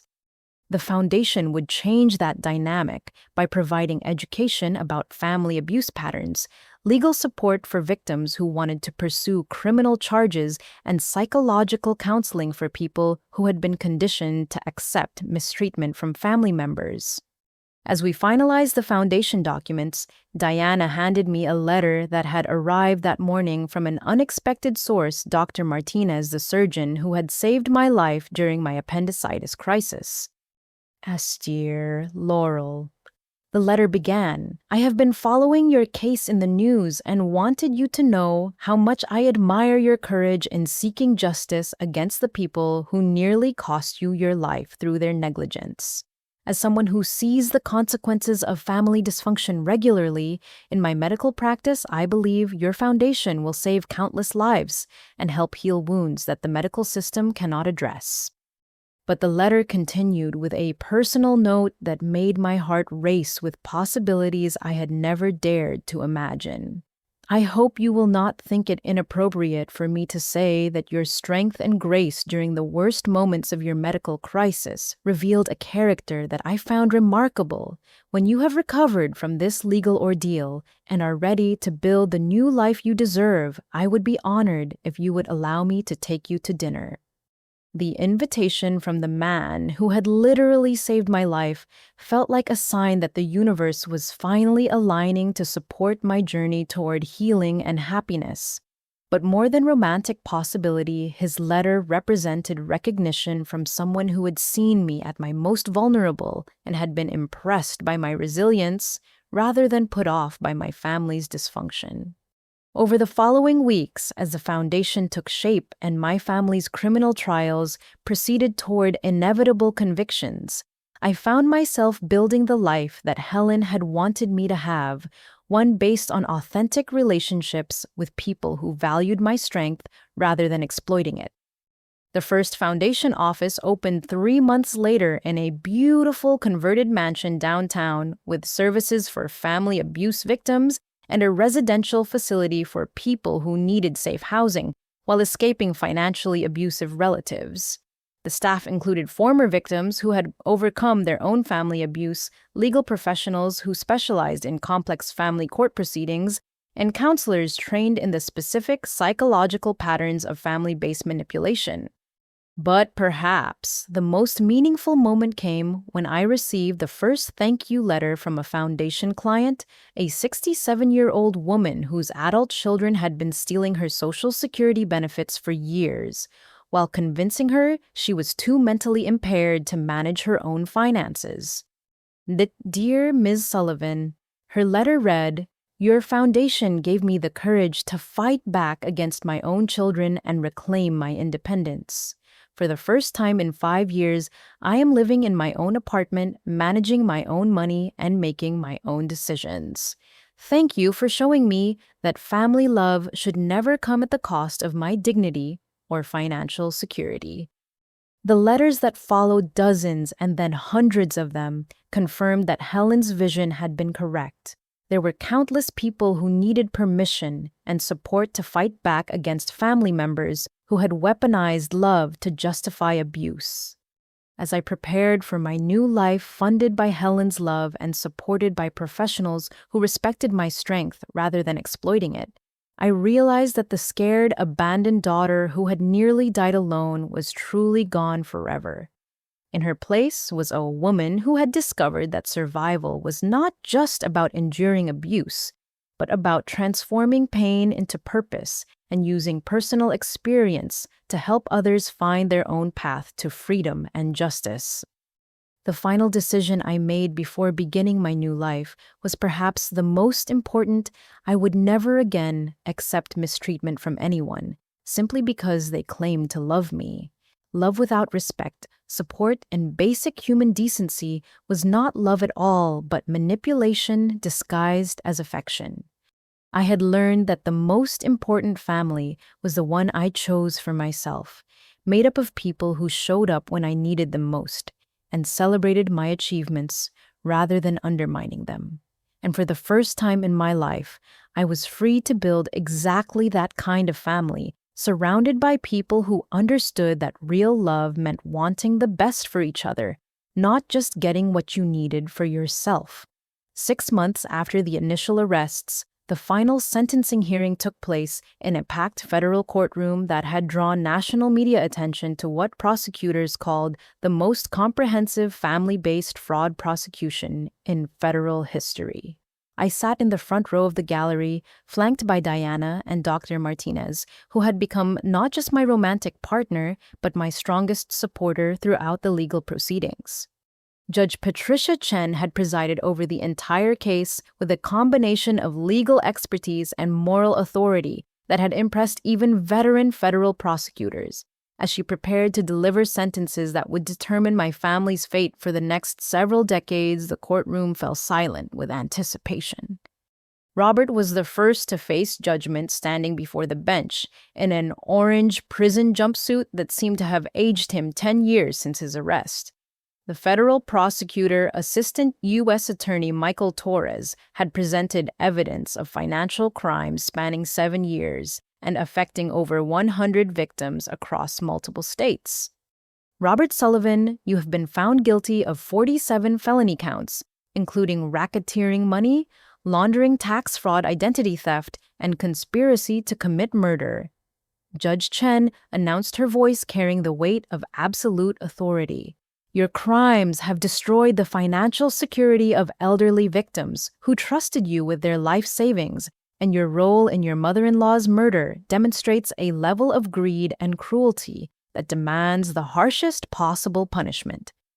The sentence was devastating in its comprehensiveness: 25 years in federal prison without possibility of parole, complete forfeiture of all assets, and restitution payments totaling over $800,000. At 62 years old, Robert would likely spend the remainder of his life in prison, dying as he had lived surrounded by other criminals, rather than the family he had destroyed through his greed. Carol's sentencing followed immediately her transformation from confident real estate professional to broken criminal defendant, complete as she stood trembling before the judge who would determine her fate. The evidence against her had been overwhelming, including recorded confessions and testimony from dozens of victims whose lives she had destroyed through her real estate fraud schemes. Carol Sullivan, your real estate fraud operation specifically targeted vulnerable families during the most stressful periods of their lives. Judge Chen continued consulting the thick sentencing memorandum that detailed years of criminal activity. Young military families, elderly couples, and first-time homebuyers trusted you with their dreams of homeownership, and you betrayed that trust to fund your daughter's fraudulent lifestyle and criminal activities. Carol received 22 years in federal prison asset forfeiture and restitution requirements that would keep her in debt for the remainder of her life. Her real estate license was permanently revoked, and she was banned from working in any capacity involving financial services or elder care. But it was Madison's sentencing that provided the most complete sense of justice for the victims who had suffered because of her elaborate manipulation and fraud schemes. Standing before Judge Chen in shackles and prison clothing, Madison looked nothing like the confident manipulator who had tried to steal my inheritance while I was recovering from life-threatening surgery. Madison Sullivan, your crimes represent a level of psychological manipulation and calculated cruelty that shocks the conscience of this court. Judge Chen announced, her voice reflecting genuine disgust at the evidence that had been presented during the trial. You systematically murdered your own grandmother through pharmaceutical poisoning, defrauded insurance companies through elaborate fake medical emergencies, and orchestrated a family-based criminal enterprise that victimized dozens of innocent people. The sentence was the harshest possible under federal guidelines: life in prison without possibility of parole for the murder charges, plus consecutive sentences totaling an additional 45 years for the fraud and conspiracy counts. Madison would never again be free to manipulate or victimize anyone. But perhaps more meaningful than the criminal sentences was Madison's complete psychological breakdown when she finally understood that her manipulation tactics would never work again. Standing before the judge who held her fate in her hands, Madison attempted one final performance, clutching her chest and claiming she was having a heart attack brought on by the stress of the proceedings. Your Honor, Madison gasped dramatically, I cannot handle this kind of pressure. My heart condition makes these proceedings literally life-threatening for me. I need immediate medical attention. Judge Chen's response was swift and devastating. Ms. Sullivan, this court has reviewed your complete medical history, including expert testimony from multiple physicians who have examined you thoroughly. You have no heart condition, no medical emergencies, and no legitimate health issues that would prevent you from serving your sentence. Your pattern of faking medical crises ends today. The courtroom erupted in applause from victims and their families who had waited years for someone in authority to finally refuse to enable Madison's manipulative behavior. Her fake medical emergency dissolved immediately when she realized it had no power in a courtroom filled with federal agents and medical experts who understood her game completely. As the defendants were led away in shackles to begin their sentences, the courtroom transformed into an impromptu celebration for the victims who had finally received justice. Elderly couples whose retirement funds had been stolen embraced federal agents who had worked to recover their money. Young families who had lost their homes to fraud schemes thanked prosecutors who had held the criminals accountable. But the most meaningful moment came when Mrs. Eleanor Patterson, the 82-year-old widow who had lost her life savings to Robert's tax fraud, approached me with tears in her eyes and gratitude in her voice. "Thank you for being strong enough to fight back," she said, taking my hands in hers with the warmth of someone who had survived her own family betrayal. If you had not stood up to them, they would still be out there destroying other families.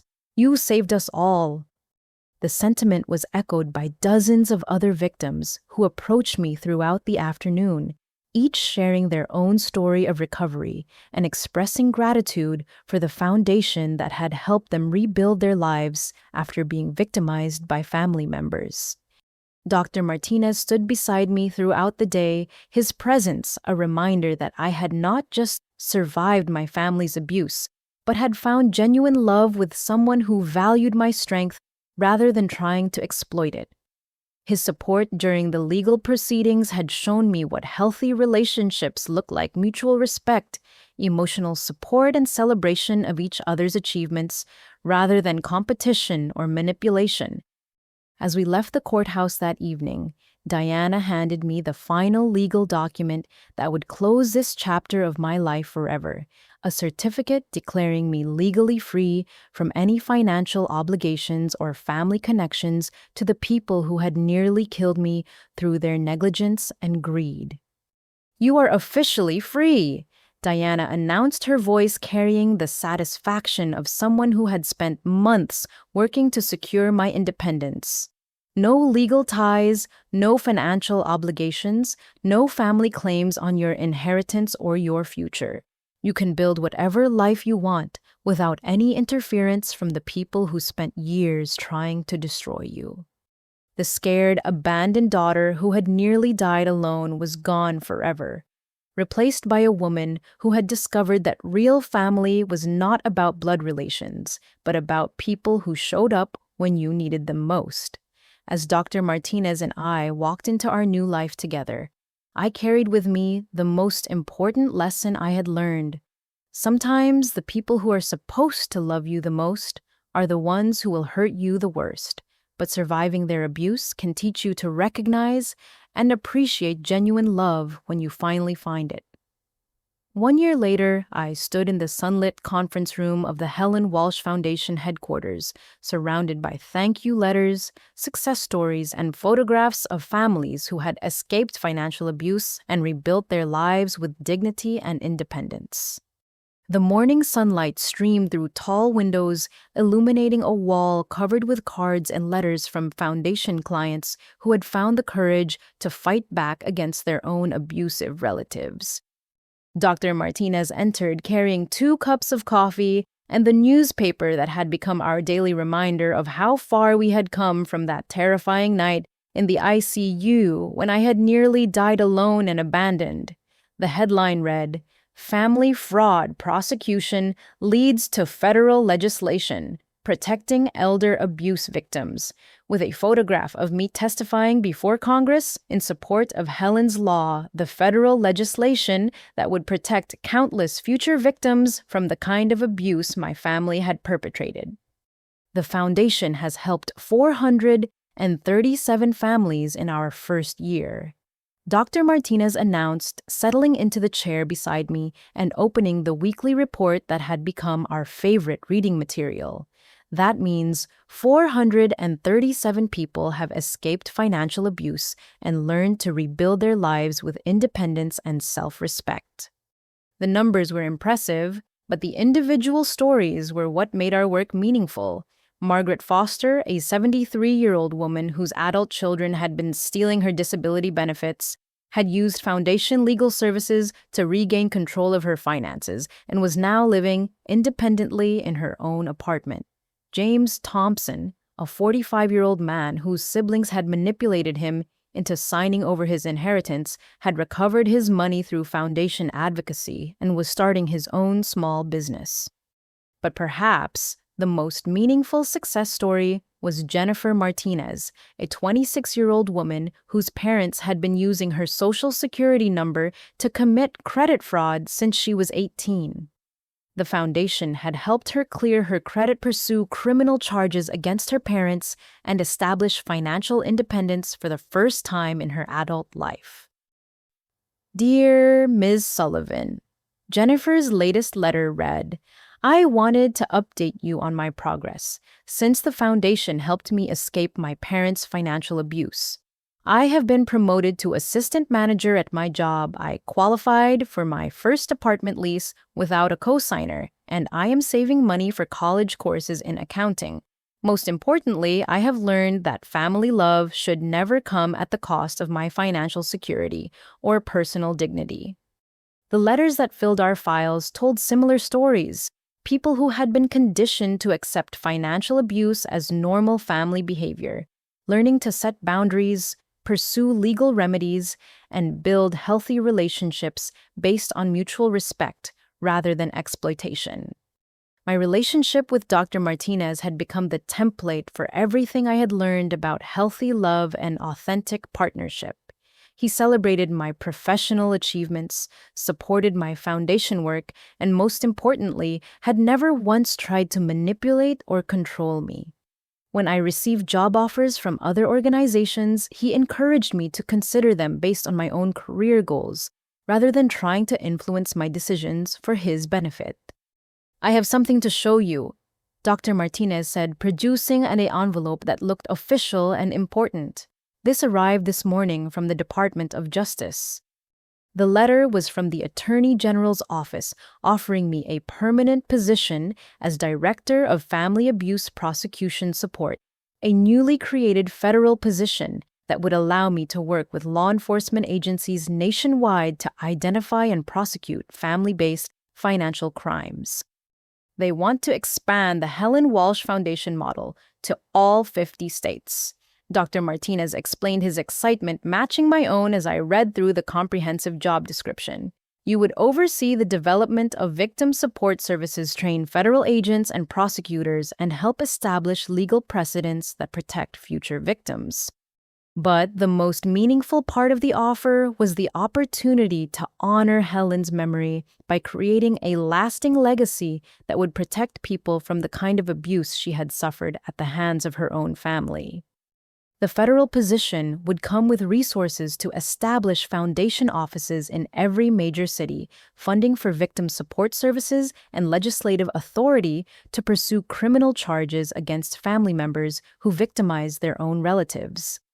As I considered the magnitude of what we could accomplish, my phone rang with a call that would complete my understanding of how far I had come from that scared, abandoned daughter who had nearly died alone in the ICU. Ms. Sullivan, this is Detective Sarah Martinez from the Portland Police Department, the caller announced. We have a case involving a family fraud scheme very similar to what happened with your relatives. The victims are asking specifically if you can help them navigate the legal system and find the courage to pursue criminal charges. The request was exactly what I had been preparing for through months of federal training and foundation development.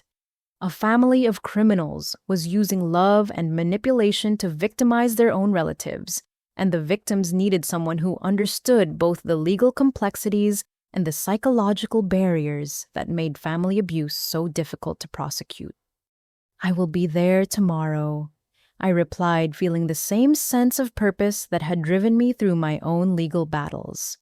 No one should have to face this kind of abuse alone. As I hung up the phone, Dr. Martinez smiled with the pride of someone who had watched me transform from a hospital patient fighting for survival into a federal advocate fighting for justice on behalf of people who could not fight for themselves. 6 months later, our engagement announcement appeared in the same newspaper that had covered my family's criminal prosecution, with a photograph of us at the foundation's annual fundraising gala, surrounded by staff members and clients who had become our chosen family. The foundation had grown to include 12 offices across 6 states, with plans for national expansion funded by federal grants and private donations from people who understood the importance of protecting family abuse victims. My federal position allowed me to work with prosecutors nationwide, helping them understand the psychological dynamics of family manipulation and develop strategies for supporting victims who were often too traumatized to advocate for themselves. But perhaps the most meaningful development was the relationship I had built with Dr. Martinez, who had seen me at my most vulnerable and had been drawn to my strength rather than my weakness. Our partnership was built on mutual respect, shared values, and genuine care for each other's happiness and success. "What do you think Helen would say if she could see us now?" Dr. Martinez asked as we stood together in the foundation offices, surrounded by evidence of lives that had been saved and families that had been protected from financial abuse.